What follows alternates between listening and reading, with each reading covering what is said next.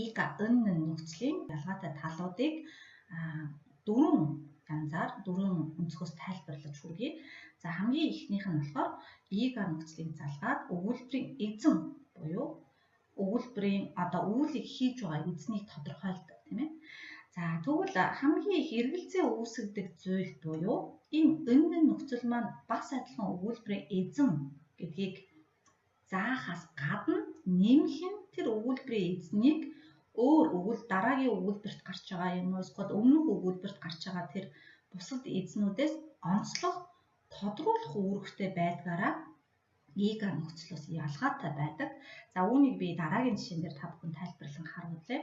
Жишээлх юм бол эхний жишээн дээр 내가 한국어를 배웠다. Хоёр дахь жишээ 나는 한국어를 배웠다 гэдэг жишээ. Тэр хоёулаа монгол хэлэн дээр би солонгос хэл сурсан.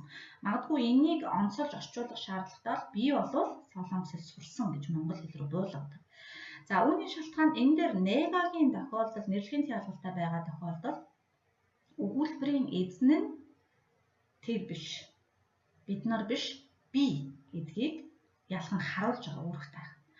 Харин наанан гэд ороод ирсэн тохиолдолд би бол солонгос хэл сурсан, хойно нэмдээ дүү бол англи хэл сурсан.